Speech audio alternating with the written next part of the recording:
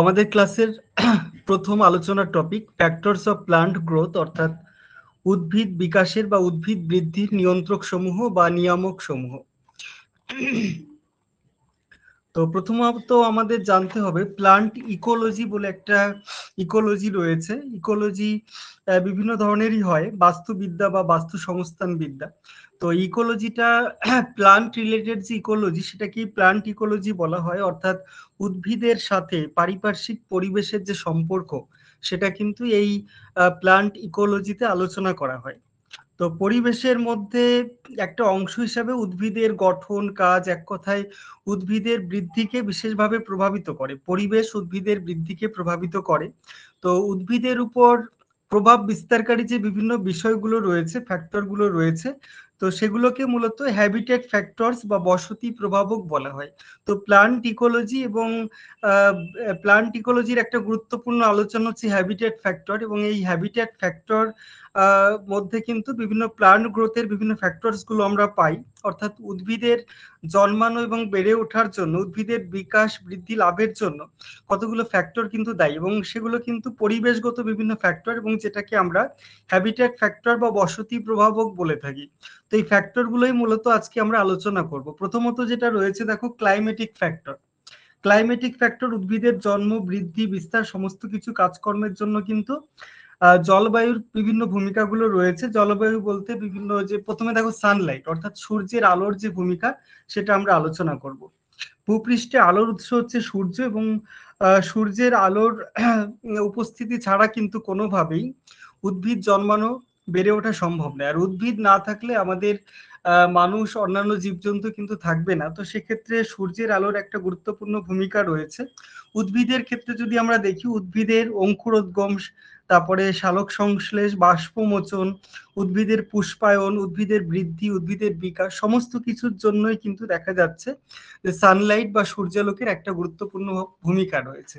তো সূর্যালোকের ভূমিকাগুলোর মধ্যে প্রথমত দুটো ভূমিকা হচ্ছে মেইন। একটা হচ্ছে উদ্ভিদের ক্ষেত্রে দুটো ভূমিকা মেইন, একটা হচ্ছে ক্লোরোফিল প্রোডাকশন, অর্থাৎ ক্লোরোফিল উৎপাদন। কয়েক প্রকার তোমার মস এবং অ্যালগি ছাড়া প্রায় সমস্ত ধরনের উদ্ভিদ কিন্তু ক্লোরোফিল উৎপাদন করে, এবং যার জন্য কিন্তু সানলাইটের উপর প্রত্যক্ষভাবে নির্ভরশীল। তারপরে যেটা রয়েছে ফটোসিনথেসিস, অর্থাৎ শালক সংশ্লেষ। উদ্ভিদের খাবার তৈরির প্রক্রিয়া হচ্ছে শালক সংশ্লেষ, যেটা সূর্যের আলোর উপস্থিতিতে পাতার যে মেসোফিল কলা থাকে, সেই মেসোফিল কলায় যে ক্লোরোফিল, উদ্ভিদের পাতায় যে ক্লোরোফিল জৈব যৌগ থাকে সেটার সহায়তায়, এবং জল উদ্ভিদের শেকড়ের মাধ্যমে যে জল নিয়ে আসে সেটার মাধ্যমে কিন্তু পাতার মেসোফিল কলায় কিন্তু খাদ্য উৎপাদন হয়, যেটার সংকেত দেখো, সালোক সংশ্লেষের যে রাসায়নিক সমীকরণ দেখো, 6CO2, কার্বন ডাইঅক্সাইড এবং জল যুক্ত হয়ে গ্লুকোজ জাতীয় জটিল খাবার তৈরি হচ্ছে, এবং কার্বন ডাইঅক্সাইডের সমপরিমাণ কিন্তু এখানে তোমার অক্সিজেন তৈরি হচ্ছে, পরিবেশে ফিরিয়ে দিচ্ছে। তো আরেকটা বিষয় রয়েছে rate of transportation. Rate of transportation অর্থাৎ বাষ্পমোচনের হার। আলোর সঙ্গে কিন্তু তাপমাত্রার একটা প্রভাব রয়েছে, প্রত্যক্ষ একটা সম্পর্ক রয়েছে। সূর্যালোক যদি বাড়ে তাহলে টেম্পারেচার বাড়বে, এবং তার ফলে উদ্ভিদের যে বাষ্পমোচন, সেই বাষ্পমোচন রেট বা ট্রান্সপিরেশন যে রেট সেটাও কিন্তু বেড়ে যাবে। যেমন বাষ্পমোচন যদি বৃদ্ধি পায় তাহলে সেক্ষেত্রে দেখা যাবে যে উদ্ভিদের মাটি থেকে কিন্তু জল শোষণের পরিমাণ, উদ্ভিদ মূলের মাধ্যমে, মূলের যে মূলরোম রয়েছে সেই মূলরোমের মাধ্যমে মাটি থেকে যে জলটা শোষণ করে সেটার পরিমাণ কিন্তু বেড়ে যাবে, এবং এর ফলে মাটিটা কিন্তু আস্তে আস্তে জলহীন হয়ে যাবে, সেখানে একটা ড্রাই হ্যাবিটেট গড়ে উঠবে বলা যেতে পারে। তারপরে যেটা রয়েছে স্টোমেটাল মুভমেন্ট, অর্থাৎ পত্ররন্ধ্রের সঞ্চালন। পত্ররন্ধ্র বলতে পাতায় ছোট ছোট ছিদ্র থাকে, যেটাকে আমরা পত্ররন্ধ্র বলে থাকি। পত্ররন্ধ্র কখনো খোলে, কখনো বন্ধ হয়। তো এটার উপর কিন্তু উদ্ভিদের এই পত্ররন্ধ্রের মাধ্যমে কিন্তু মূলত বাষ্পমোচন করে থাকে, বা উদ্ভিদের মধ্যে যে জলীয় পদার্থ থাকে সেটা বাইরে নিষ্কাশন করে থাকে। তো যাই হোক, পত্ররন্ধ্রের এই তোমার সঞ্চালন কিন্তু বাষ্পমোচনকে নিয়ন্ত্রণ করে থাকে। আর এই পত্ররন্ধ্রের সঞ্চালন কিন্তু আলোর তীব্রতা, গতিবিধির উপর কিন্তু অনেকটাই নিয়ন্ত্রণ সম্পর্কিত বলা চলে। তারপরে যেটা রয়েছে দেখো, ওভারঅল গ্রোথ অফ প্ল্যান্ট, অর্থাৎ উদ্ভিদের যে সামগ্রিক বৃদ্ধি, উদ্ভিদের যে টোটাল ওভারঅল যে গ্রোথ, সেটার উপর কিন্তু আলোর বিভিন্ন বিষয়গুলো নির্ভর করে। যেমন ধরো ইন্টেন্সিটি অফ লাইট, অর্থাৎ আলোর তীব্রতার উপর নির্ভর করে। যদি কোনো জায়গায় আলোর তীব্রতা বেশি হয়ে যায় সেখানে দেখা যাবে যে তোমার সেখানে কাষ্ঠল জাতীয় উদ্ভিদগুলো সেখানে বেশি মাত্রায় বিকশিত হবে, বা যেগুলো বেশি মাত্রায় আলো দরকার হয়, যে সমস্ত উদ্ভিদের ক্ষেত্রে বেশি মাত্রায় আলো দরকার হয় সেগুলো কিন্তু বেশি বিকশিত হবে। তো প্রসঙ্গত উল্লেখ্য যে এই যে আলোর যে সময়কাল, দিনের যে সময়কাল, সেটার উপর নির্ভর করে কিন্তু যে উদ্ভিদের একটা ফুল ফোটা বলো বা উদ্ভিদের অন্যান্য যে বিকাশ, সেটার জন্য কিন্তু আলোর একটা বিশেষ ভূমিকা রয়েছে। এবং কোনো গাছগুলো দেখা যাচ্ছে যে অল্প আলোতেই কিন্তু সেগুলো বিকশিত হতে পারে, এবং কিছু গাছ দেখা যাচ্ছে যে কম আলোতে বিকশিত হয়। 1920 সালে বিজ্ঞানী গার্নার এবং অ্যালার্ট তারা কিন্তু এই উদ্ভিদের ফুল ফোটা এবং দিনের দৈর্ঘ্যের প্রভাবের কথা প্রথম উল্লেখ করেছিলেন। এবং এই বিষয়টাকে বলা হচ্ছে তোমার ফটো পিরিয়ডিজম বা আলোর পর্যায়বৃত্তি। আলোর পর্যায়বৃত্তি বলতে দিন ও রাতের যে আপেক্ষিক দৈর্ঘ্য, সেটাকেই মূলত আলোক পর্যায় বলা হয়। এবং উদ্ভিদের ফুলের বিকাশ, উদ্ভিদের ফুল ফোটানোর জন্য কিন্তু এই আলোক পর্যায়ের যে ভূমিকা, সেটাকেই মূলত বলা হচ্ছে আলোক পর্যায়বৃত্তি। তো যাই হোক, আলোক পর্যায়বৃত্তি যে ব্যাপারটা রয়েছে, কিছু কিছু উদ্ভিদের ক্ষেত্রে দেখা যায় 12 ঘন্টার কম দৈর্ঘ্যের আলোক পর্বে কিন্তু তারা বিকাশ লাভ করতে পারে। সেগুলোকে আমরা শর্ট ডে প্লান্ট বলে থাকি, যেমন ধরো তামাক, সয়াবিন, কফি, চন্দ্রমল্লিকা, এইগুলোর ক্ষেত্রে শর্ট ডে প্লান্ট বলা হয়। আর কিছু কিছু উদ্ভিদের ক্ষেত্রে দেখা যায় যে 14 ঘন্টার বেশি দৈর্ঘ্যের কিন্তু আলোক পর্বে তারা বৃদ্ধি প্রাপ্ত হয়, এবং সেগুলোকে মূলত লং ডে প্লান্ট বলা হয়। যখন দিনের দৈর্ঘ্য বেশি তখনই কিন্তু এই উদ্ভিদগুলো বেশি বিকশিত হয় বলা চলে। মূলো, মটর, এই ধরনের উদ্ভিদগুলো রয়েছে। আর ডে নিউট্রাল কিছু উদ্ভিদ রয়েছে যেগুলো আলোর দৈর্ঘ্যের উপর কোনো বা দিনের দৈর্ঘ্যের উপর কিন্তু কোনো নির্ভরশীল নয়। সেগুলো হচ্ছে তোমার ডে নিউট্রাল প্লান্ট। এগুলোর মধ্যে তোমার টমেটো, সন্ধ্যামালতী, সূর্যমুখী, এই সমস্ত উদ্ভিদগুলো রয়েছে। তো যাই হোক, ইন্টেন্সিটি অফ লাইটের উপর এগুলো নির্ভর করছে। তারপরে যেটা রয়েছে নেচার অফ লাইট, আলোর যে প্রকৃতি। আলোর প্রকৃতি বলতে আলোর যে বিভিন্ন রশ্মিগুলো রয়েছে, আমরা জানি যে লাল, নীল, অতি বেগুনি, বিভিন্ন ধরনের রশ্মিগুলো রয়েছে। তো এগুলোর তরঙ্গ দৈর্ঘ্য আলাদা আলাদা রকমের হয়। আমরা জানি উদ্ভিদের বৃদ্ধির ক্ষেত্রে মূলত লাল রশ্মিটা উদ্ভিদের যে কোষগুলো থাকে, প্লান্ট যে সেলগুলো থাকে, সেগুলোর বৃদ্ধির জন্য কিন্তু রেড রেটা সব থেকে বেশি উপযোগী। কিন্তু ব্লু রে যদি বেশি মাত্রায় বিচ্ছুরিত হয়, সেক্ষেত্রে কিন্তু উদ্ভিদের যে কোষীয় যে কার্যাবলী বা উদ্ভিদের অন্যান্য শারীরবৃত্তীয় ক্রিয়াগুলো কিন্তু অতটা ভালোভাবে হয় না। আর অতি বেগুনি রশ্মির যে আল্ট্রাভায়োলেট যে রেটা রয়েছে, এটা তো প্রাণী উদ্ভিদ সবার ক্ষেত্রেই খুবই ক্ষতিকর, তোমরা জানো এই বিষয়গুলো।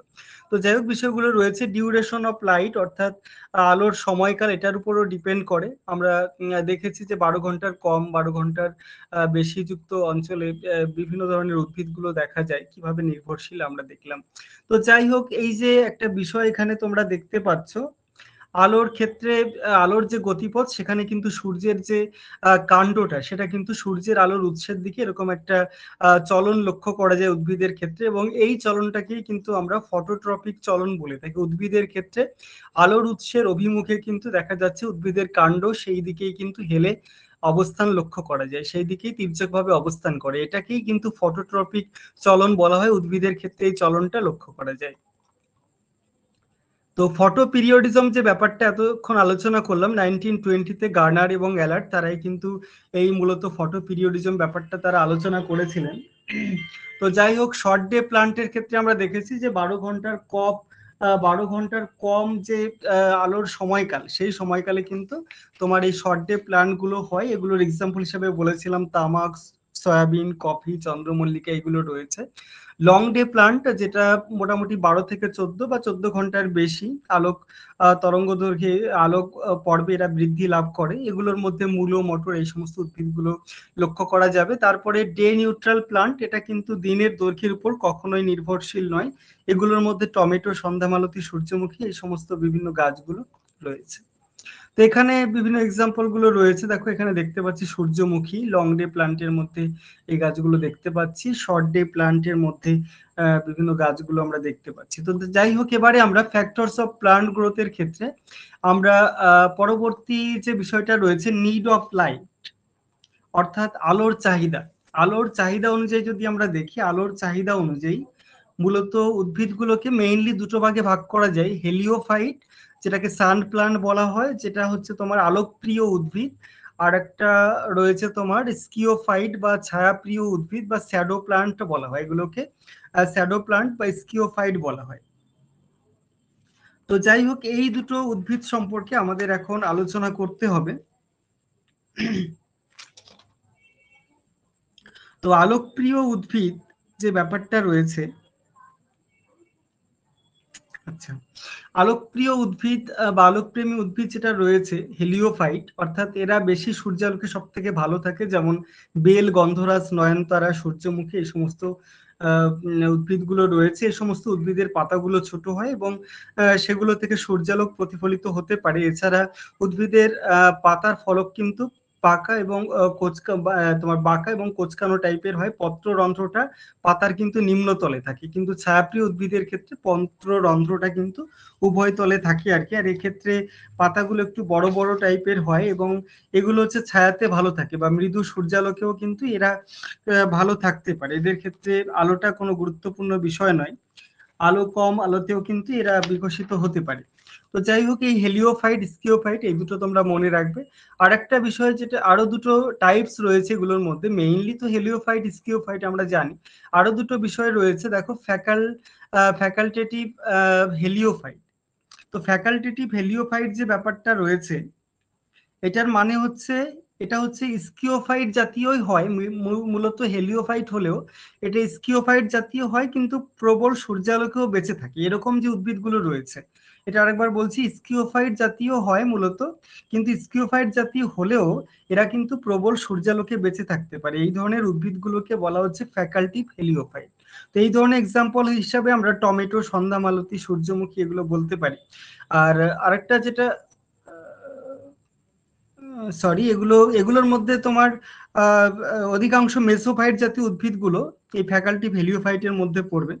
আর ফ্যাকাল্টিভ স্কিওফাইট যেগুলো রয়েছে আর কি, ফ্যাকাল্টিভ স্কিওফাইটের মধ্যে এটা হেলিওফাইট জাতীয় হবে, কিন্তু ছায়াতেও কিন্তু এরা বেঁচে থাকবে। যেমন গভীর অরণ্যের যে ভূমিস্তরে যে উদ্ভিদগুলো, মূলত এটা ছায়াপ্রিয় উদ্ভিদ। যেমন গভীর অরণ্যে উপরের দিকে চাঁদোয়া সৃষ্টি করে, যেমন আমরা ক্রান্তীয় তোমার চিরসবুজ অরণ্যের ক্ষেত্রে আমরা দেখি, সেলভা অরণ্য বা অন্য কোনো অরণ্যের ক্ষেত্রে দেখি উপরের দিকে চাঁদোয়া সৃষ্টি করে এবং নিচের দিকে ভূমিস্তরে কিন্তু অনেক উদ্ভিদই কিন্তু বিকশিত হয়। যে ভূমিস্তরে যে উদ্ভিদগুলো থাকে, এটা মূলত হেলিওফাইট হলেও ছায়াতেও কিন্তু এরা বেঁচে থাকতে পারবে। এই উদ্ভিদগুলোকে আমরা ফ্যাকাল্টিভ স্কিওফাইট বলতে পারি। তো যাই হোক, হেলিওফাইট, স্কিওফাইটের বিষয়গুলো আমরা দেখলাম। এবারে আমরা টেম্পারেচার, অর্থাৎ তাপমাত্রার প্রভাব গুরুত্বপূর্ণ উদ্ভিদের বিকাশের ক্ষেত্রে। তাপমাত্রার কতগুলো বিষয় তোমার উদ্ভিদের বিভিন্ন কার্যাবলীতে কিন্তু গুরুত্বপূর্ণ ভূমিকা গ্রহণ করে থাকে। যেমন কন্ট্রোল অফ ফিজিওলজিক্যাল অ্যাক্টিভিটি, অর্থাৎ উদ্ভিদের যে শারীরবৃত্তীয় কাজকর্মগুলো হয়, যেমন ধরো এভাপোরেশন রেট, তারপরে তোমার মানে ট্রান্সপিরেশন রেট যেটা আর কি, বাষ্পমোচনের হার, তারপরে তোমার তোমার শ্বসনের হার যেটা রয়েছে, উদ্ভিদের অঙ্কুরোদ্গম রয়েছে, সালোক সংশ্লেষের হার, সমস্ত কিছুর ক্ষেত্রে কিন্তু টেম্পারেচারের একটা গুরুত্বপূর্ণ ভূমিকা রয়েছে। তারপরে দেখো, ফরমেশন অফ বডি সেল, অর্থাৎ উদ্ভিদের দেহকোষের যে গঠন, উদ্ভিদের দেহকোষের প্রধান উপাদান হচ্ছে প্রোটোপ্লাজম। তো এই প্রোটোপ্লাজমের কিন্তু কম তাপমাত্রায় যথেষ্ট ক্ষতিগ্রস্ত হয়। তো প্রোটোপ্লাজমকে ভালোভাবে টিকিয়ে রাখার জন্য কিন্তু, ক্ষতিগ্রস্ত কম হওয়ার জন্য কিন্তু আলোর গুরুত্বপূর্ণ ভূমিকা রয়েছে। তারপরে যেটা রয়েছে দেখো, কন্ট্রোল অফ ডিজিজ, অর্থাৎ বিভিন্ন রোগ পোকার আক্রমণ, বিভিন্ন রোগের আক্রমণ উদ্ভিদের ক্ষেত্রে দেখা যায় যে তাপমাত্রা যখন কমে যায়, ধরো আর্দ্র স্যাঁতসেঁতে ওয়েদার কিন্তু তাপমাত্রা কমে গেল, এরকম ওয়েদারে কিন্তু উদ্ভিদের কাণ্ড, পাতা, ফল, এইগুলোর ক্ষেত্রে কিন্তু বিভিন্ন রোগ পোকার আক্রমণ দেখা যায়। তো সেক্ষেত্রে আলোটা কিন্তু গুরুত্বপূর্ণ ফ্যাক্টর হয়ে দাঁড়ায়। তারপরে যে বিষয় রয়েছে, যেমন ধরো পেঁপে, পেঁয়াজ, এই সমস্ত উদ্ভিদের কাণ্ড, মূল ইত্যাদিতে পচন ধরে অনেক সময় তাপমাত্রা কমে গেলে। তারপরে যে বিষয়টা রয়েছে দেখো, কন্ট্রোল অফ স্পেসিস, অর্থাৎ প্রজাতির নিয়ন্ত্রণে। কোনো কোনো অঞ্চলে গাছের জন্ম, বৃদ্ধি, বিকাশের জন্য কিন্তু তাপমাত্রা গুরুত্বপূর্ণ ফ্যাক্টর হিসেবে কাজ করে। যেমন বেশি তাপমাত্রার ক্ষেত্রে আমরা দেখি তোমার ট্রপিক্যাল রেইন ফরেস্ট যে ফরেস্টটা রয়েছে সেটা বিকশিত হয়, যেখানে তোমার পাতাঝরা বা পর্ণমোচী অরণ্যও কিন্তু বেশি তাপমাত্রায় হয় মূলত, কিন্তু মাঝারি তাপমাত্রার ক্ষেত্রে কোনো জায়গাতে কনিফেরাস বনভূমি এলাকা বা কোনো জায়গায় যেখানে একদমই কম তাপমাত্রা, সেখানে দেখা যাচ্ছে যে আলপীয় উদ্ভিদ বা যে সমস্ত মেরু অঞ্চলে যে উদ্ভিদ সেগুলো কিন্তু বিকশিত হয়।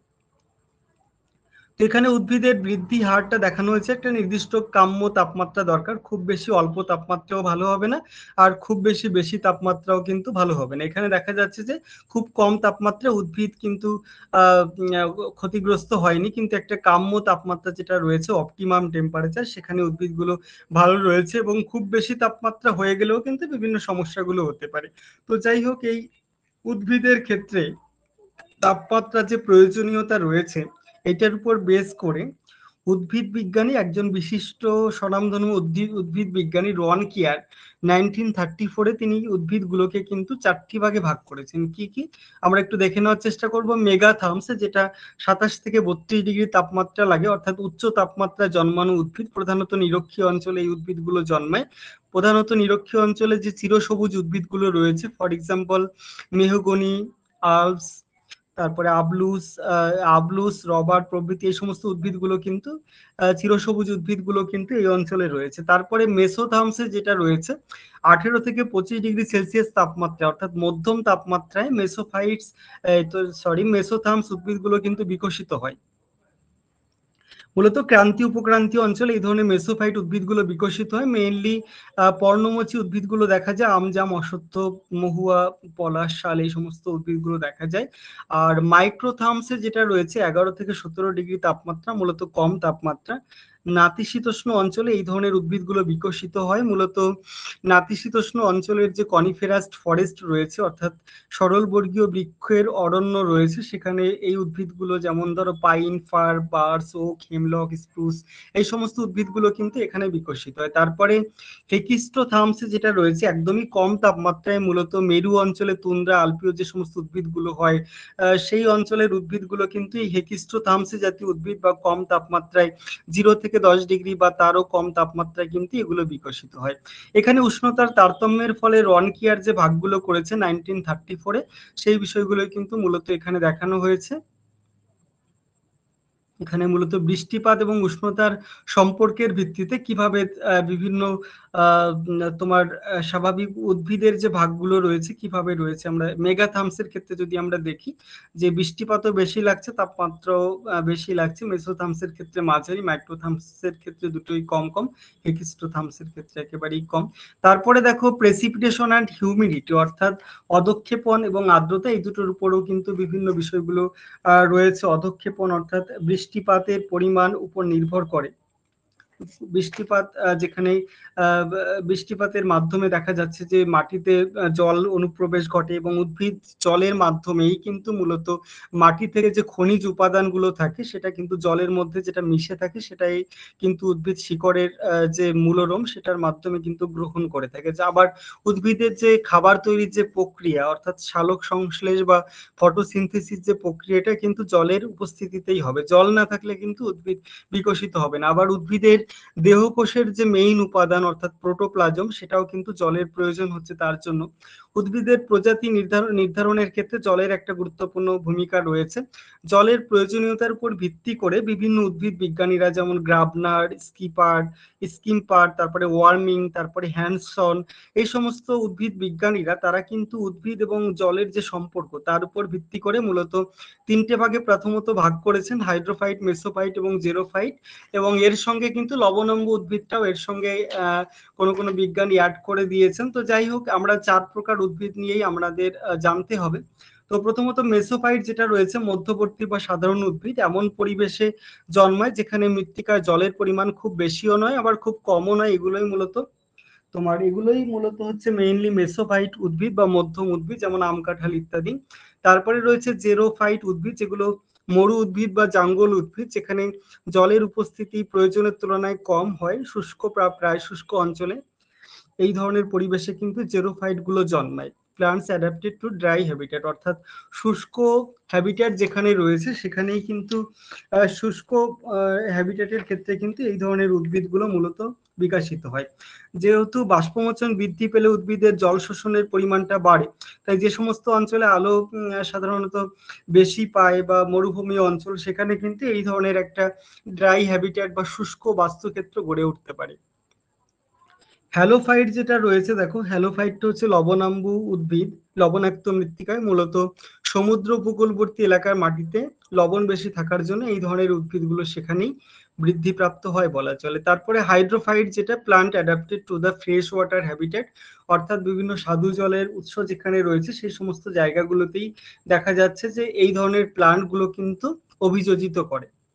এখানে আমরা ফ্যাক্টরস অফ প্লান্ট গ্রোথের এই জায়গাটায় আমরা বার্ষিক তাপমাত্রা অনুসারে এবং বার্ষিক বৃষ্টিপাত অনুসারে কোথায় কিরকম তোমার মূলত হুইটেকারের মত অনুসারে উদ্ভিদ গোষ্ঠীর উপর তাপমাত্রা বৃষ্টিপাতের যে প্রভাব, কিভাবে বেশি বৃষ্টিপাত বেশি তাপমাত্রায় যেখানে তোমার এই বড় বড় উদ্ভিদগুলো ক্রান্তীয় বৃষ্টি অরণ্য, নাতিশীতোষ্ণ চিরসবুজ অরণ্য এগুলো বিকাশ লাভ করেছে, এই সমস্ত বিষয়গুলোই মূলত এখানে দেখানো হয়েছে। বিভিন্ন জায়গায় সরলবর্গীয় বৃক্ষের বনভূমি যেখানে টেম্পারেচার একদমই কমে গেলে তখন সেখানে তুন্দ্রা উদ্ভিদগুলো বিকশিত হয়। এবারে আমরা ফিজিওগ্রাফিক ফ্যাক্টরস গুলো আমরা একটু দেখার চেষ্টা করব। দেখো ফিজিওগ্রাফিক যে ফ্যাক্টর বা ভূপ্রাকৃতিক যে সমস্ত ফ্যাক্টর গুলো রয়েছে এগুলোর মধ্যে রয়েছে হাইট, অর্থাৎ উচ্চতার জন্য কিন্তু স্বাভাবিক উদ্ভিদ ভ্যারি করে, যেমন পার্বত্য অঞ্চলে একরকম উদ্ভিদ হবে, সমভূমি অঞ্চলেও কিন্তু একরকম উদ্ভিদ হবে। এখানে হিমালয়ের বিভিন্ন উচ্চতায় উদ্ভিদের যে আলাদা আলাদা বনভূমি সৃষ্টি হয়েছে সেটাই মূলত এখানে দেখানো হয়েছে। হিমালয়ের বিভিন্ন উদ্ভিদ গোষ্ঠী বিভিন্ন উচ্চতায় কিভাবে অবস্থান করছে সেই বিষয়টাই কিন্তু এখানে মূলত দেখানোর চেষ্টা করা হয়েছে। তারপরে সূর্যের আলোক ঢালে, যেমন উত্তর গোলার্ধ দক্ষিণ গোলার্ধের ক্ষেত্রে, উত্তর গোলার্ধের ক্ষেত্রে যেমন ধরো তোমার উত্তরমুখী ঢালের থেকে দক্ষিণমুখী ঢালটা বেশি সূর্যালোক পেয়ে থাকে। এটা যদি আমি উত্তর গোলার্ধের ঢাল দেখি, এইটা যদি দেখি দক্ষিণমুখী ঢাল, সেক্ষেত্রে সূর্যালোকটা বেশি পাই, এখানেই গাছপালা বেশি জন্মাবে। বা দেখা যাচ্ছে যে প্রতিবাদ ঢাল অনুবাদ ঢাল এক্ষেত্রেও একটা গুরুত্বপূর্ণ ফ্যাক্টর। সাধারণত আমরা দেখি যে জলীয় বাষ্পপূর্ণ বাতাসগুলো প্রতিবাদ ঢালে বাধাপ্রাপ্ত হয়ে জলীয় বাষ্প ঘনীভূত হয়ে প্রতিবাদ ঢালে বৃষ্টিপাত ঘটায়, উল্টো দিকে যে অনুবাদ ঢাল থাকে সেখানে বৃষ্টির ছায়া অঞ্চলে পরিণত হয়, সেখানে গাছপালা অতটা জন্মায় না। তো এই বিষয়গুলো রয়েছে। জিওলজিক্যাল ফ্যাক্টর যেগুলো রয়েছে, ভূতাত্ত্বিক গঠন, কোনো অঞ্চলের উদ্ভিদ গোষ্ঠী সেখানকার ভূতাত্ত্বিক গঠনের উপর নির্ভর করবে, যেমন চুনা পাথর, ডলোমাইট, ল্যাটেরাইট এই সমস্ত শিলাগুলো যদি থাকে তাহলে সেক্ষেত্রে উদ্ভিদ বিকাশের উপযোগী নয়। আবার আগ্নেয় শিলা থেকে যে সমস্ত মৃত্তিকাগুলো সৃষ্টি হয় সেগুলো বালুকাপূর্ণ মৃত্তিকা হয় বেশিরভাগই, এবং তাদের জল ধারণ ক্ষমতাটা কিন্তু খুবই কম হয়। সেক্ষেত্রে কিন্তু উদ্ভিদের প্রয়োজনীয় যে পুষ্টি উপাদানগুলো মাটির তলে চলে যায়, তাহলে উদ্ভিদের বিকাশটা কিন্তু সেক্ষেত্রে কমে যায়। কিন্তু দেখা যাচ্ছে যে কোন একটা অঞ্চলের সাধারণত পলি মৃত্তিকা বা তোমার কাদা কণা যেখানে বেশি থাকে সেখানেই কিন্তু দেখা যাচ্ছে যে উদ্ভিদ গোষ্ঠী মূলত কাদা পাথর এই সমস্ত উপরে কিন্তু উদ্ভিদগুলো বিকশিত ভালো হয়। তারপরে যে বিষয়গুলো রয়েছে এডাফিক ফ্যাক্টর বা মৃত্তিকা সংক্রান্ত যে কারণগুলো রয়েছে, এগুলোর মধ্যে মিনারেল পার্টিকেল, বিভিন্ন যে কাদা কণাগুলো রয়েছে, কেওলিনাইট, ইলাইট, তো এই কাদা কণা সমৃদ্ধ মৃত্তিকাতেই কিন্তু দেখা যাচ্ছে মাটিটা যথেষ্ট উর্বর হয়, এবং যে সমস্ত জৈব কণাগুলো রয়েছে সেখানেও কিন্তু মূলত মাটিটা উর্বর হয়। সয়েল টেম্পারেচার মৃত্তিকার টেম্পারেচারের উপরও কিন্তু নির্ভর করে, কারণ দেখা গেছে পরীক্ষা করে যে 41°F কম টেম্পারেচার যদি থাকে তাহলে স্বাভাবিকভাবে কিন্তু উদ্ভিদের যে বৃদ্ধি সেটা কিন্তু ঠিকঠাক হয় না। বা মাটিতে পর্যাপ্ত উত্তাপ যদি না থাকে তাহলে বীজের অঙ্কুরোদ্গমের ক্ষেত্রেও কিন্তু অনেকটা অসুবিধার সৃষ্টি হয়। সুতরাং মৃত্তিকার যে টেম্পারেচার সেটার উপর কিন্তু উদ্ভিদের সামগ্রিক ওভারঅল যে গ্রোথ সেটার উপর কিন্তু নির্ভর করছে। সয়েল অর্গানিজম বা মৃত্তিকা যে সমস্ত উদ্ভিদ প্রাণীগুলো থাকে, যে সমস্ত অর্গানিজম বা জীবাণুগুলো থাকে যেগুলো উদ্ভিদ প্রাণীগুলো বিয়োজিত করতে বা অর্ধ বিয়োজিত করতে সাহায্য করে থাকে, এবং উদ্ভিদ প্রাণীদেহকে বিয়োজিত অর্ধ বিয়োজিত করার পর সম্পূর্ণ বিয়োজিত করার পর হিউমাস তৈরি হয়। সেই হিউমাস থেকে কিন্তু উদ্ভিদের প্রয়োজনীয় খাবার পরবর্তীতে তৈরি হয়। তো যাই হোক, তারপরে যেটা রয়েছে সয়েল এয়ার, অর্থাৎ মৃত্তিকার যে ছিদ্রগুলো থাকে, পোর স্পেস গুলো থাকে, সেখানে কিন্তু অর্ধেক বাতাস থাকে অর্ধেক জল থাকে, আমরা এগুলো জানি। সয়েল ওয়াটার, সয়েল ময়েশ্চার এগুলো পড়তে গিয়ে আমরা বিষয়গুলো জেনেছি। তো যাই হোক, মাটিতে যে কার্বন ডাই অক্সাইড জলীয় বাষ্পের পরিমাণটা সেটা সাধারণত দেখা যায় যে স্বাভাবিকভাবে বেশি থাকে এবং উদ্ভিদের মূলের যে শ্বসন কাজ বা বৃদ্ধি সেটার জন্য কিন্তু মাটির যে বাতাসটা সেটা খুবই গুরুত্বপূর্ণ একটা বিষয়। ওয়াটার হোল্ডিং ক্যাপাসিটি এটার উপরও নির্ভর করে, যেমন যে সমস্ত ক্ষেত্রে দেখা যায় যে জল ধারণ ক্ষমতা অনেক সময় বেলে মাটির ক্ষেত্রে দেখা যায় না যে জল ধারণ ক্ষমতা কমে যায়, সেক্ষেত্রে স্বাভাবিক উদ্ভিদের বিস্তার খুব বেশি হয় না। আর যে মৃত্তিকায় জল ধারণ ক্ষমতাটা বেশি থাকে সেখানে স্বাভাবিক উদ্ভিদের জন্ম এবং বিকাশটা কিন্তু খুব ভালোভাবে হতে পারে। আর বায়োলজিক্যাল ফ্যাক্টর বলতে উদ্ভিদের যে বীজ যেমন পশু পাখির মাধ্যমে ছড়িয়ে পড়ে উদ্ভিদের যে পরাগ মিলন করতে সাহায্য করে, এটা একটা গুরুত্বপূর্ণ ফ্যাক্টর। আবার তৃণভোজী প্রাণীরা গাছপালা খেয়ে উদ্ভিদের বিবর্তন ঘটাতে সাহায্য করে থাকে।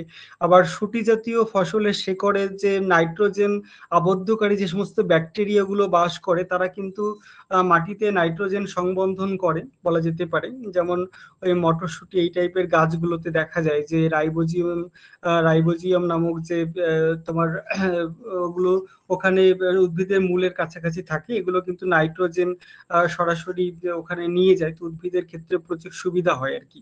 তো যাই হোক, এগুলো হচ্ছে বায়োলজিক্যাল ফ্যাক্টর। আবার বিভিন্ন ধরো জীবন ধারণের উপযুক্ত স্থান, আলো, বাতাস ইত্যাদি জন্য বিভিন্ন প্রজাতি সংগ্রাম করে চলেছে। এই সংগ্রামে টিকে থাকার জন্য কিন্তু উদ্ভিদের বিভিন্ন অঞ্চলে উদ্ভিদের বিস্তার লাভ করে থাকে বলা চলে। সুতরাং আজকের এই প্লান্ট ইকোলজি বা এই যে হ্যাবিটেট ফ্যাক্টরস গুলো রয়েছে বা প্লান্ট ফ্যাক্টরস গুলোর আমরা আলোচনা করলাম, তো এগুলো কিন্তু উদ্ভিদের বৃদ্ধি বিকাশের জন্য খুবই গুরুত্বপূর্ণ বলা চলে।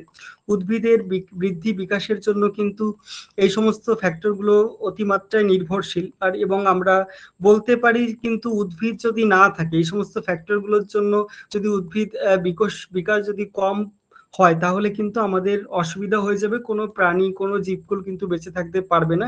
কারণ আমাদের বেঁচে থাকার জন্য সবার অবদান, সব থেকে বেশি অবদান রয়েছে কিন্তু এই প্লান্টের। এবং প্লান্ট আমাদের জন্য কিন্তু সবকিছুই মোটামুটি দিয়েছে, আমাদের জন্য আশ্রয়স্থল দিয়েছে, আমাদের জন্য বিভিন্ন পরিবহন আসবাবপত্রের সামগ্রী দিয়েছে, অন্ন বস্ত্র বাসস্থান সবকিছুর জন্যই কিন্তু মূলত প্রত্যক্ষ পরোক্ষভাবে উদ্ভিদের উপর আমরা নির্ভরশীল বলা যেতে পারে। তো যাই হোক, উদ্ভিদের ক্ষেত্রে যে ফ্যাক্টর গুলো রয়েছে এগুলোই আমরা আজকের ক্লাসে প্রথমে আমরা আলোচনা করলাম। সবাই ঠিকঠাক বুঝতে পারলে কিনা আমাকে একটু জানাবে, তাহলে সুবিধা হয়। বোঝা গেছে স্যার। ঠিক আছে, তো যাই হোক, অনেক রাত হয়ে গেছে, আমি সময় না বাড়িয়ে আমি দেখো পরের টপিকে চলে যাচ্ছি। Major types of natural vegetation, এগুলো নর্মাল কনসেপ্ট, এগুলো তোমরা পড়েছো ক্লাস 12-এ সম্ভবত পড়েছো তোমরা। Major types of natural vegetation, স্বাভাবিক উদ্ভিদের যে প্রধান ভাগগুলো রয়েছে এগুলোই আমি সংক্ষেপে একটু আলোচনা করার চেষ্টা করছি। স্বাভাবিক উদ্ভিদ কাকে বলে এটা নিয়ে বিস্তারিত যাচ্ছি না, আমি ডাইরেক্ট চলে যাচ্ছি major types of natural vegetation, অর্থাৎ স্বাভাবিক উদ্ভিদের প্রধান ভাগ। দেখো, বিভিন্ন বিজ্ঞানীরা রয়েছেন, এদের বেশিরভাগই হচ্ছে উদ্ভিদ বিজ্ঞানী। গ্রাবনার, স্কিম্পার, তারপরে রয়েছে ওয়ার্মিং, তারপরে হ্যানসন, তারপরে তোমার চার্চিল, এই সমস্ত উদ্ভিদ বিজ্ঞানীরা স্বাভাবিক উদ্ভিদের যে শ্রেণীবিভাগ করেছেন তার যে বেসিক সেটা মূলত হচ্ছে প্লান্ট ওয়াটার রিলেশনশিপ, অর্থাৎ উদ্ভিদের সঙ্গে জলের সম্পর্ক, যেটা আমরা আগের যে টপিকটা আলোচনা করলাম এতক্ষণ, ওটাতেই কিন্তু আমরা দেখেছি যে উদ্ভিদের সাথে কিন্তু জলের একটা ভূমিকা রয়েছে। এবং পরবর্তী ক্ষেত্রে ওয়ার্মিং 1909-এ তিনি বলছেন যে oecology of plants and introduction to the study of plant community, এরকম একটা গ্রন্থে তিনি উদ্ভিদ কুলকে কিন্তু এরকম 3টে শ্রেণীতে ভাগ করেছেন: হাইড্রোফাইট, জেরোফাইট, মেসোফাইট। এবং পরবর্তী ক্ষেত্রে ওয়ার্মিং কিন্তু প্লান্ট ওয়াটার এর সঙ্গে কিন্তু সয়েলের রিলেশনটাও দেখানোর চেষ্টা করেছেন। এবং প্লান্ট ওয়াটার সয়েল রিলেশনশিপের দৃষ্টিভঙ্গিতে যদি দেখা হয় তাহলে স্বাভাবিক উদ্ভিদটাকে মূলত 4 ভাগে ভাগ করা যাবে। একটা হচ্ছে হাইড্রোফাইট বা জলজ উদ্ভিদ, জেরোফাইট বা জাঙ্গল উদ্ভিদ, মেসোফাইট বা মধ্যম উদ্ভিদ এবং হ্যালোফাইট বা লবণাম্য উদ্ভিদ। আর একটা এখানে ভাগ রয়েছে, এটাও তোমরা একটু জেনে রাখার চেষ্টা করবে। আর এইচ হুইটেকার তিনি 1975-এ জীবনধারার ভিত্তিতে উদ্ভিদকে মূলত ছটা ভাগে ভাগ করেছেন। প্রথমত রয়েছে ট্রিস অর্থাৎ বৃক্ষ জাতীয় উদ্ভিদ, যেগুলো 3 মিটারের অধিক উচ্চতা বিশিষ্ট উদ্ভিদগুলোকে বৃক্ষ বলা যাবে। তারপরে যেটা রয়েছে দেখো স্ট্রাবস অর্থাৎ গুল্ম জাতীয় উদ্ভিদ। গুল্ম অর্থাৎ 3 মিটারের কম হলে সেটা গুল্ম, 3 মিটারের বেশি হলে সেটা হচ্ছে তোমার ট্রি। তারপরে যেটা রয়েছে দেখো ক্লিম্বার। ক্লিম্বার বলতে আরোহী উদ্ভিদকে বোঝানো হয়, যেমন লতানো টাইপের যে উদ্ভিদগুলো হয়, যেমন আঙুর, এই সমস্ত উদ্ভিদগুলো কিন্তু এই টাইপের হয়। তারপরে যেটা রয়েছে তোমার এপিফাইট। এপিফাইট বলতে পরজীবী। পরজীবী উদ্ভিদ বলতে কোনো একটা বড় উদ্ভিদের দেহে ধরো লতিয়ে লতিয়ে যে উদ্ভিদগুলো মানে আশ্রয়দাতা উদ্ভিদের উপর নির্ভর করে বেঁচে থাকে, সেগুলোকে আমরা পরজীবী উদ্ভিদ বলে থাকি। আরেকটা রয়েছে তোমার হার্বস। হার্বস বলতে বিভিন্ন যে ভেষজ উদ্ভিদগুলো রয়েছে, অর্থাৎ যেগুলো মানুষের কোনো না কোনো রোগ সারাতে ব্যবহার করা হয় এবং যেটা থেকে জীবনাদায়ী ওষুধগুলো তৈরি করা হচ্ছে, সেগুলোকে হার্বস বা ভেষজ উদ্ভিদ বলা হচ্ছে। এবং আরেকটা যেটা রয়েছে দেখো থ্যালোফাইট। থ্যালোফাইট বলতে মস, লিচেন এই টাইপের যে উদ্ভিদগুলো রয়েছে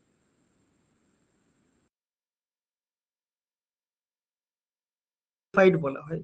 তো যাই হোক, এই যে প্লান্ট ওয়াটার সয়েল রিলেশনশিপের উপর ডিপেন্ড করে চারটে যে বিভাজন রয়েছে দেখো, হাইড্রোফাইট, জেরোফাইট, মেসোফাইট, হ্যালোফাইট, এই চারটে ভাগ সম্পর্কে একটু সংক্ষেপে বলার আমি চেষ্টা করছি। দেখো প্রথমত আমরা বলবো হাইড্রোফাইট সম্পর্কে। হাইড্রোফাইট বা জলজ উদ্ভিদ। জলজ উদ্ভিদ সহজভাবে বলতে গেলে যে উদ্ভিদগুলো জলে জন্মায়, বেড়ে ওঠে, জীবনযাপন করে জলেই, জল পরিবেশেই জীবনযাপন করে, সেগুলোকে আমরা হাইড্রোফাইট বলতে পারি। গ্রিক ওয়ার্ড হাইড্রো মিনস হচ্ছে হুড্রো মিনস হচ্ছে হাইড্রো। হাইড্রো মানে হচ্ছে তোমার ওয়াটার, এবং ফুটন থেকে মূলত ফাইট কথাটি এসেছে। ফুটন কথার অর্থ হচ্ছে তোমার প্লান্ট। ফাইট বলতে এখানে প্লান্টকে বোঝাচ্ছে, বোঝাচ্ছে। যাই হোক, আমরা ই ওয়ার্মিং এর ক্ষেত্রে, ই ওয়ার্মিং এই জলজ উদ্ভিদের ক্ষেত্রে কতগুলো ভাগ তিনি দেখিয়েছেন, 3টে ভাগে ভাগ করার চেষ্টা করেছেন। কি কি একটু দেখে নাও। সাবমার্গেট হাইড্রোফাইট বা যেগুলোকে বলা হয় তোমার নিমজ্জিত জলজ উদ্ভিদ। ঠিক আছে। সাবমার্গের যে হাইড্রোফাইট গুলো রয়েছে, নিমজ্জিত জলজ উদ্ভিদ গুলো যেগুলো রয়েছে আর কি, সেগুলোর মধ্যে দেখো কি কি রয়েছে। প্রথমত সাবমার্গেট ফ্লোটিং হাইড্রোফাইট, যেগুলো তোমার অর্থাৎ ভাসমান জলজ উদ্ভিদ একটা রয়েছে, ভাসমান জলজ উদ্ভিদ। এবং আরেকটা রয়েছে তোমার এটা হচ্ছে তোমার সাবমার্গেট ফ্লোটিং হাইড্রোফাইট, স্বাধীনভাবে ভাসমান জলজ উদ্ভিদ। এগুলো যেমন পানি ফল, কচুরিপানা, গুড়িপানা এইগুলোর ক্ষেত্রে দেখা যায় তোমার স্বাধীনভাবে ভাসমান অবস্থায় থাকে। আর রুটেড সাবমার্গেট হাইড্রোফাইট যেগুলো রয়েছে, অর্থাৎ প্রথিত মূলযুক্ত ভাসমান যেগুলো রয়েছে, যেমন পদ্ম গাছের ক্ষেত্রে হোক বা তোমার শালুক, পদ্ম এইগুলো উদ্ভিদের ক্ষেত্রে দেখা যায় যে এগুলো কিন্তু প্রথিত মূলযুক্ত এরকম হাইড্রোফাইট বলা চলে। তারপরে যে টাইপসটা রয়েছে দেখো ফ্লোটিং হাইড্রোফাইট বা ভাসমান জলজ উদ্ভিদ। ভাসমান জলজ উদ্ভিদকে দুই ভাগে ভাগ করা যায় দেখো, ফ্রি ফ্লোটিং হাইড্রোফাইট। আচ্ছা এখানে আচ্ছা প্রথমে ব্যাপারটা একটু উল্টো বলা হয়ে গেছে আমার। সাবমার্গেট যেটা রয়েছে এটাই হচ্ছে নিমজ্জিত আর কি। সাবমার্গেট কথার অর্থ হচ্ছে নিমজ্জিত। তো এখানে নিমজ্জিত উদ্ভিদগুলোর মধ্যে দুটো টাইপস রয়েছে দেখো, সাবমার্গেট ফ্লোটিং অর্থাৎ নিমজ্জিত ভাসমান, অর্থাৎ যে সমস্ত উদ্ভিদগুলো নিমজ্জিত কিন্তু ভেসে থাকে সেই সমস্ত উদ্ভিদগুলোকে সাধারণত আমরা সাবমার্গেট ফ্লোটিং বা নিমজ্জিত ভাসমান জলজ উদ্ভিদ আমরা বলতে পারি। যেমন ধরো ঝাঁঝি, এই উদ্ভিদটা এখানে তোমরা দেখতে পাচ্ছ ঝাঁঝি, অর্থাৎ ঝাঁঝি উদ্ভিদটা কিন্তু এই টাইপের উদ্ভিদ। তারপরে যেটা রয়েছে রুটেড সাবমার্গেট হাইড্রোফাইট, যেটা মূলত প্রথিত মূলযুক্ত নিমজ্জিত জলজ উদ্ভিদ। রুটেড সাবমার্গেট হাইড্রোফাইট এগুলোর মধ্যে তোমার পাতা শাওলা এই টাইপের উদ্ভিদগুলো থাকবে আর কি।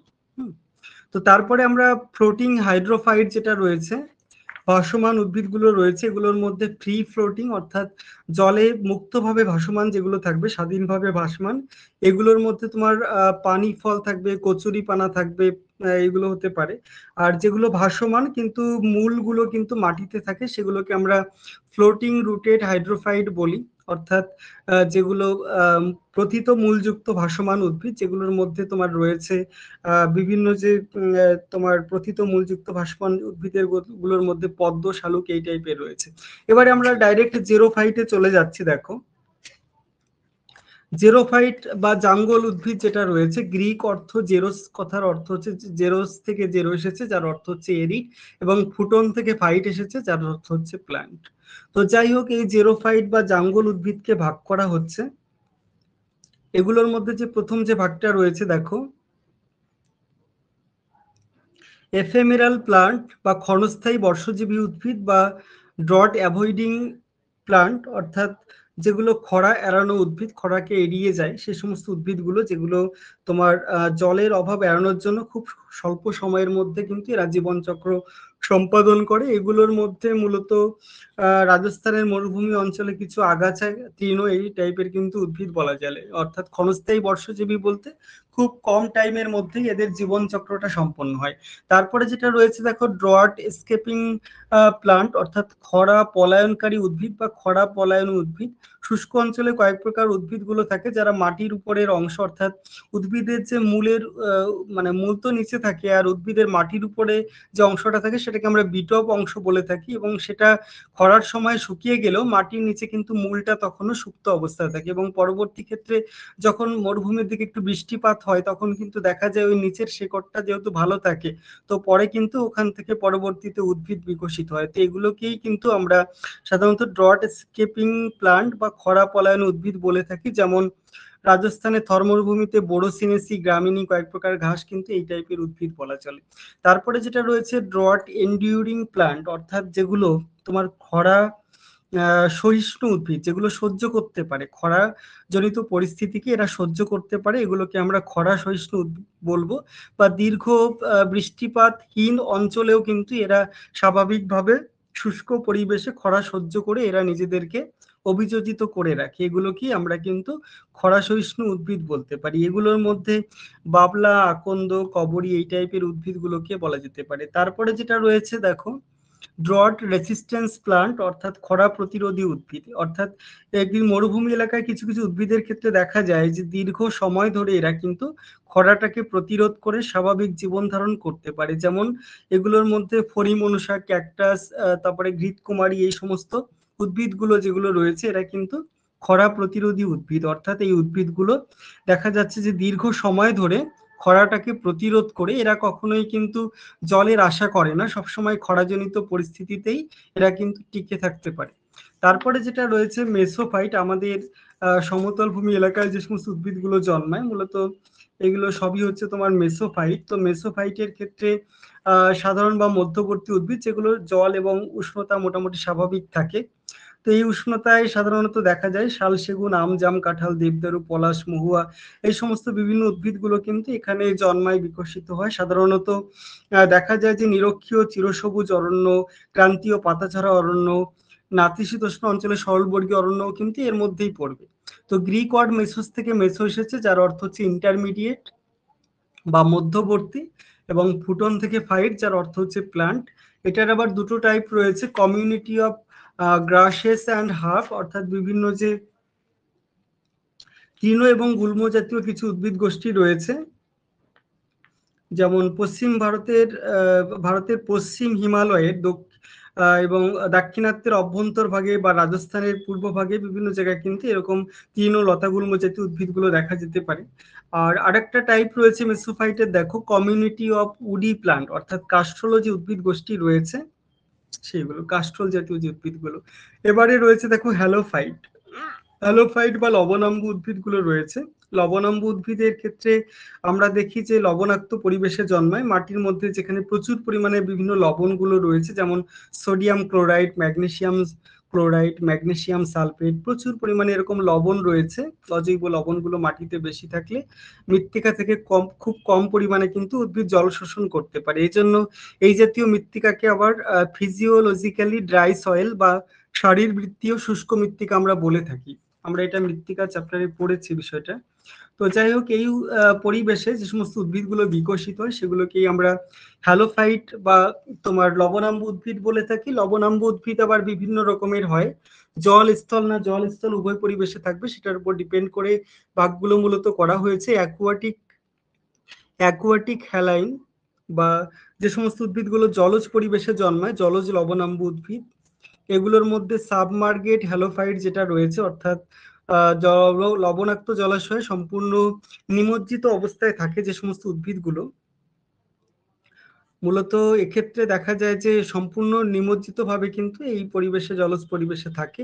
এবং লবণাক্ত জলাশয়ে আংশিকভাবে যে ডুবে থাকা যে উদ্ভিদগুলো এমার্জেন্ট হ্যালোফাইট বলা হয়, সেগুলোকে মূলত শাখা প্রশাখা জলের উপরে থাকে, কিন্তু জলের যে মানে মূলটা আর কি মূলত জলের মধ্যে মাটিতে প্রথিত অবস্থায় থাকে। তো যাই হোক, তারপরে যেটা রয়েছে দেখো, এগুলোর ক্ষেত্রে আমরা ম্যানগ্রোভ উদ্ভিদের উদাহরণ আমরা বলতে পারি এগুলোর ক্ষেত্রে। তারপরে যেটা রয়েছে দেখো, স্থলজ যে লবণাম্ব উদ্ভিদগুলো রয়েছে টেরেস্ট্রোহ্যালাইন, এগুলোর মধ্যে বিভিন্ন উপবিভাগ রয়েছে। হাইড্রোহ্যালাইন অর্থাৎ জলাধিক্যযুক্ত স্থানে যেখানে জল টল জমা হয়ে থাকে, মানে লবণাক্ত জল আর কি, সাগরের জল, উপকূলবর্তী এলাকায় এই ধরনের উদ্ভিদগুলো দেখা যায়। আর একটা যেটা রয়েছে তোমার যেটা রয়েছে ম্যাসোহ্যালাইন অর্থাৎ মধ্যবর্তী পরিবেশে লবণাম্ব উদ্ভিদ। আর একটা রয়েছে জলের অভাব যেখানে লক্ষ্য করা যায় জেরোহেলাইন, যেখানে মরুভূমি অঞ্চলগুলোতে যদি জলের অভাবযুক্ত অঞ্চলে যে সমস্ত লবণাম্ব উদ্ভিদগুলো বিকশিত হয়। তারপরে যেটা রয়েছে দেখো এরোহেলাইন অর্থাৎ বায়ব লবণাম্ব উদ্ভিদ, সম্পূর্ণ সমুদ্রের যে লোনা বাতাস বা লবণপূর্ণ যে বাতাস সেটা দ্বারা অনেকটাই এই উদ্ভিদগুলো নিয়ন্ত্রিত হয় বলা চলে। যেমন বেতো, উদাহরণ হিসাবে আমরা বেতো উদ্ভিদের কথা আমরা বলতে পারি। তো যাই হোক, বিভিন্ন উদ্ভিদের ক্ষেত্রে কিন্তু অভিযোজনগত বিভিন্ন বৈশিষ্ট্যগুলো লক্ষ্য করা যায়। যেমন আমরা যদি দেখি প্রত্যেকটার অভিযোজনগত আলাদা আলাদা বৈশিষ্ট্যগুলো কিন্তু রয়েছে। আমরা যদি প্রথমত যদি আমরা জলজ উদ্ভিদের ক্ষেত্রে যদি আমি দেখি যে উদ্ভিদের অভিযোজনগত বৈশিষ্ট্যগুলো কেমন হয়, তাহলে আমরা দেখব যে জলজ পরিবেশে টিকে থাকার জন্য উদ্ভিদের কিন্তু কিছু মরফোলজিক্যাল, কিছু অ্যানাটমিক্যাল, কিছু ফিজিওলজিক্যাল কিছু বৈশিষ্ট্য লক্ষ্য করা যায়। যেমন মূলগুলি অনেক ছোট ছোট হয়, দুর্বল, নরম, গুচ্ছাকৃতি, গুচ্ছমূল বেশি লক্ষ্য করা যায় এক্ষেত্রে। ঠিক আছে, তারপরে এক্ষেত্রে দেখা যায় যে মূলের যে ত্বক, সেক্ষেত্রে বহু স্তর বিশিষ্ট বা এক স্তর বিশিষ্ট হতে পারে, এবং মূলের ত্বকের মধ্যে প্যারেনকাইমা কলা, যেটা বায়ুপূর্ণ থাকে, সেই ধরনের কলাগুলো লক্ষ্য করা যায়। এবং মূলের যে ভ্যাসকুলার কলাগুলো সেটা অতটা সুগঠিত হয় না, এবং যান্ত্রিক কলা থাকে না বললেই চলে। যান্ত্রিক কলা কাকে বলে আমাদের এই বিষয়ে একটু জেনে নিতে হবে। যে সমস্ত উদ্ভিদ কলাগুলি উদ্ভিদ দেহে যান্ত্রিক দৃঢ়তা প্রদান করে সেগুলোকেই মূলত যান্ত্রিক কলা বলে। এরকম একটা যান্ত্রিক কলা যেমন স্ক্লেনকাইমা কলা, যেটা যান্ত্রিক কলা। আর ভাস্কুলার কলা যেটার কথা বললাম, যে জাইলেম এবং ফ্লোয়েম, এই দুটো কলা হচ্ছে তোমার ভাস্কুলার কলা, যেটার মাধ্যমে উদ্ভিদের খাদ্য উপাদান জল, জলে দ্রবীভূত খনিজ লবণ এই জাইলেম ফ্লোয়েম কলার মধ্য দিয়ে কিন্তু উদ্ভিদ দেহে, সারা দেহে কিন্তু ছড়িয়ে পড়তে সাহায্য করে। তো যাই হোক, এই ভাস্কুলার কলা এবং যান্ত্রিক কলা এগুলো কিন্তু অতটা সুগঠিত হয় না। আর যান্ত্রিক কলা তো থাকেই না এই সমস্ত জলজ উদ্ভিদের ক্ষেত্রে, এই সমস্ত বিষয়গুলো কিন্তু থাকে। এবং পাতার ক্ষেত্রে কিন্তু কোনো পত্ররন্ধ্র কিন্তু থাকে না। তো যাই হোক, আর ভাসমান উদ্ভিদ যেগুলো থাকে বা যেগুলো নিমজ্জিত থাকে সে কোনো পত্ররন্ধ্র থাকে না। কিন্তু এই যে ভাসমান উদ্ভিদ, যেমন ধরো এই যে তোমার যেগুলোর পাতাগুলো ভেসে থাকে, যেমন পদ্ম পাতা বা শালুক পাতা, এগুলোর ক্ষেত্রে কিন্তু পাতার একদম উপরের পৃষ্ঠ, উপরের তল, সেটাই শুধুমাত্র এই পত্ররন্ধ্রগুলো কিন্তু থাকে। তো যাই হোক, আমরা জলজ পরিবেশে উদ্ভিদের টিকে থাকার জন্য কি ধরনের বিভিন্ন যে অভিযোজনগত বৈশিষ্ট্যগুলো আমরা খেয়াল করার চেষ্টা করলাম। তো এবারে মরু উদ্ভিদের ক্ষেত্রে যদি আমরা দেখি, মরু উদ্ভিদের ক্ষেত্রেও মানে মরুভূমি অঞ্চলে যে পরিবেশ, সেই পরিবেশে টিকে থাকার জন্য তারও বিভিন্ন বৈশিষ্ট্যগুলো লক্ষ্য করা যায়। যেমন কোনো কোনো উদ্ভিদগুলো সাধারণত কাঁটাযুক্ত হয় বা কাষ্ঠল শক্ত জাতীয় হয়। আবার কিছু কিছু কাণ্ডগুলো তোমার পাতার কাজ করে, যেমন ফণিমনসার ক্ষেত্রে এই বিষয়টা দেখি। কোনো কোনো কাণ্ডে দেখা যায় যে পুরো ছালে ঢাকা থাকে, কারণ যেহেতু বাষ্পমোচন যাতে কম হয়, তো তার জন্য অনেক সময় কাণ্ডের যে রোম, সেটা ক্ষেত্রে দেখা যায় যে মোমের আবরণ বা কিউটিকল আবৃত থাকে বলা যেতে পারে। তো এই সমস্ত বৈশিষ্ট্যগুলো কিন্তু লক্ষ্য করা যায়। কোনো কোনো উদ্ভিদের ক্ষেত্রে পাতাই থাকে না, পাতাগুলি কাঁটায় রূপান্তরিত হয়, এরকম ক্ষেত্রে কিন্তু লক্ষ্য করা যায়। তো যাই হোক, মরুভূমি অঞ্চলেও কিন্তু জলের কম, এখানে জলের স্বল্পতা রয়েছে, এই পরিবেশে টিকে থাকার জন্য কিন্তু বৈশিষ্ট্যগুলো লক্ষ্য করা যায়। মধ্যবর্তী উদ্ভিদের ক্ষেত্রে কিছু অভিযোজনগত বৈশিষ্ট্য বলতে, এখানে তো স্বাভাবিক পরিবেশ থাকে, কোনো অসুবিধা হয় না, কাণ্ডগুলো পাতাগুলো খাড়া শাখা প্রশাখা যুক্ত হয়, পাতার রন্ধ্রগুলো বেশিরভাগ নিম্নত্বকে থাকে, কিছু কিছু উদ্ভিদের উপরের ত্বকেও থাকতে পারে, এবং এক্ষেত্রে অত ওই মোমের আবরণ থাকে না ওই জলজ উদ্ভিদের মতো বা মরুভূমি অঞ্চলের উদ্ভিদের মতো। তারপরে হ্যালোফাইটের ক্ষেত্রে কিছু গুরুত্বপূর্ণ অভিযোজনগত বৈশিষ্ট্য লক্ষ্য করা যায়, এগুলো আমরা একটু জেনে রাখার চেষ্টা করি। দেখো, শ্বাসমূল বা নিউ মেটাফোর একটা বিষয় রয়েছে। লবণাক্ত পরিবেশে এই সমস্ত উদ্ভিদগুলো বিকশিত হওয়ার জন্য কতগুলো অভিযোজনগত বৈশিষ্ট্য লক্ষণীয়। প্রথমত যেটা নিয়ে আলোচনা করব আমরা, সেটা হচ্ছে নিউ মেটাফোর বা শ্বাসমূল। শ্বাসমূল কাকে বলে? সমুদ্র উপকূলবর্তী অঞ্চলে জোয়ার ভাটা হয়, পার্শ্ববর্তী নদী বা সমুদ্রে, সেই সমস্ত অঞ্চলগুলোতে দেখা যায়, পার্শ্ববর্তী অঞ্চলগুলোতে ওখানে সমুদ্রের লবণাক্ত জল মাটির মধ্যে চলে যায় এবং দেখা যায় যে মাটির মধ্যে বায়ু চলাচল প্রায় হয় না বললেই চলে। তো তার জন্য উদ্ভিদের শ্বসন কার্য ব্যাহত হয়। আমরা জানি উদ্ভিদের খাবার প্রস্তুত করার জন্য উদ্ভিদের জল এবং জলে দ্রবীভূত যে খনিজ লবণ, এই দুটো খুবই গুরুত্বপূর্ণ। সূর্যের আলোর ভূমিকাও রয়েছে। ঠিক তেমনি উদ্ভিদের শ্বসন কাজ করার জন্য কিন্তু উদ্ভিদের খাবার তৈরির জন্য মেইনলি কার্বন ডাইঅক্সাইড দরকার। বায়ুমণ্ডলের বা মাটির মধ্যে যে সয়েল এয়ারটা রয়েছে সেটার মধ্যে কার্বন ডাইঅক্সাইড খুবই গুরুত্বপূর্ণ উদ্ভিদের খাবার তৈরির জন্য। ঠিক তেমনি উদ্ভিদের শ্বসন কাজ করার জন্য কিন্তু তোমার অক্সিজেনটা দরকার হয়। তো যেহেতু লবণাম্ব মৃত্তিকা মাটি থেকে প্রয়োজনীয় অক্সিজেনটা শোষণ করতে উদ্ভিদের ক্ষেত্রে অসুবিধা হয়, তো সেক্ষেত্রে কি করে উদ্ভিদ? এক ধরনের মূলগুলো মাটির উপরে তুলে দেয় এবং এগুলো থেকে বায়ুমণ্ডলের সাথে যেহেতু উন্মুক্ত অবস্থায় থাকে মূলগুলো, তো তার জন্য বলা চলে যে বায়ুমণ্ডল থেকে ডাইরেক্ট কিন্তু এরা অক্সিজেন গুলো কালেক্ট করে নেয়। আরেকটা যেটা বিষয় রয়েছে, দেখো এখানে আমরা বাঁদিকে ছবিটা আমরা দেখতে পাচ্ছি, এটাকে বলা হচ্ছে তোমার ঠেসমূল। ঠেসমূল বা স্টিল রুট, এটা লবণাম্ব উদ্ভিদের ক্ষেত্রে দেখা যায়, কারণ লবণাম্ব উদ্ভিদের ক্ষেত্রে এমন বিষয়টা হয় যে কাণ্ডটা খুবই মানে দুর্বল অবস্থায় থাকে। তো তার জন্য কাণ্ডের নিচের অংশ থেকে কিছু কিছু মূল কিন্তু চারি সাইড থেকে বেরিয়ে আবার মাটির মধ্যে কিন্তু সেগুলো প্রথিত হয় বলা চলে। অর্থাৎ গাছটাকে দৃঢ়ভাবে মাটিতে শক্ত করে আটকে ধরে রাখার জন্য এরকম কিছু স্টিল রুট বা ঠেসমূল কিন্তু লবণাম্ব উদ্ভিদের ক্ষেত্রে তৈরি হয়। তারপরে যেটা রয়েছে আরেকটা অ্যাডাপ্টেশনাল একটা ফিচার্স রয়েছে, দেখো ভিভিপেরিয়াস গার্মিনেশন অর্থাৎ জরাউজ অঙ্কুরোদ্গম। এক্ষেত্রে কি হয়, লবণাম্ব মৃত্তিকার ক্ষেত্রে অঙ্কুরোদ্গম ব্যাপারটা হওয়ার ক্ষেত্রে খুবই একটা বাধাপ্রাপ্ত হয় বলা চলে, কারণ এখানে যেহেতু জলজ পরিবেশ, তাই যে সমস্ত ফলগুলো যদি পড়ে যায়, পতিত হয় নিচের দিকে, তাহলে কিন্তু জলের উপরেই পড়বে, জলে ভেসে ভেসে ফলটা নষ্ট হয়ে যাবে। পরবর্তী ক্ষেত্রে ওটা থেকে আর কোনো অঙ্কুরোদ্গমের কোনো সম্ভাবনা থাকবেই না। তো যাই হোক, এইটা অসুবিধা থাকার জন্য এটা প্রাকৃতিকভাবে একটা প্রসেস রয়েছে, সেটাই হচ্ছে যে উদ্ভিদে থাকাকালীন অবস্থায় ফলের মধ্যে কিন্তু বীজের একটা অঙ্কুরোদ্গম ঘটবে এবং তারপরে অঙ্কুরোদ্গম ঘটার পরেই কিন্তু মাটিতে পড়বে, এরকম একটা প্রসেস রয়েছে। এটাকেই আমরা কিন্তু জরায়ুজ অঙ্কুরোদ্গম বা ভিভিপেরিয়াস গার্মিনেশন বলতে পারি। এক্ষেত্রে সাধারণত দেখা যায় যে আবার কোনো কারণে দেখা যায় যে উদ্ভিদের যে বীজ যাতে ভেসে না গিয়ে দ্রুত কর্দমাক্ত মৃত্তিকায় দৃঢ়ভাবে আটকে দেয় এবং সেক্ষেত্রে ভ্রূণমূল দীর্ঘ স্থলাকার হয়, এরকম পরিবেশে কিন্তু এটাও হতে পারে। তো যাই হোক, এই বিষয়গুলো আমরা দেখলাম। আবার অনেক সময় দেখা যায় লবণাম্ব উদ্ভিদের কিছু কিছু গাছের চারিদিক থেকে তক্তার মতো অংশ বেরিয়ে যায়, যেটাকে আমরা রুট বাট্রেস বা অধিমূল বলা হয়ে থাকে। তো যাই হোক, লবণাম্ব উদ্ভিদের ক্ষেত্রে এই চারটে বৈশিষ্ট্যগুলো রয়েছে, যেমন তোমার নিউ মেটাফোর, তারপরে স্টিল রুট, তারপরে রুট বাট্রেস, তারপরে রয়েছে ভিভিপোরিয়াস গার্মিনেশন। এই বিষয়গুলো কিন্তু হয়ে থাকে। তো যাই হোক, আজকের ক্লাসে আমরা এই দুটো বিষয় আলোচনা করলাম। আজকের ক্লাসের প্রথম অর্ধে আমরা প্লান্ট ইকোলজির যে ফ্যাক্টরস গুলো রয়েছে, ফ্যাক্টরস অফ প্লান্ট গ্রোথ, স্বাভাবিক উদ্ভিদ বিকাশের যে নিয়ামক বা নিয়ন্ত্রক, সেগুলো আলোচনা করেছি। এবং আজকের ক্লাসের দ্বিতীয় অর্ধে আমরা major types of natural vegetation অর্থাৎ স্বাভাবিক উদ্ভিদের যে প্রধান ভাগগুলি, সেটা নিয়ে আমরা আলোচনা করলাম। আজকের ক্লাসে যারা ছিলে প্রথম থেকে শেষ পর্যন্ত, তারা ঠিকঠাক বুঝতে পারলে কিনা আমাকে একটু জানাবে।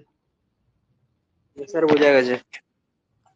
ঠিক আছে, তাহলে আজকের ক্লাস এই পর্যন্তই। তাহলে আজকের ক্লাসে আমরা চারটে বিষয় আলোচনা করেছি, ওই সময় দুটো আর এই সময় দুটো। এই চারটে বিষয় তোমরা ভালো করে পড়বে। এই চারটে বিষয়ের উপরে আগামী সোমবার মক টেস্ট নেওয়া হবে।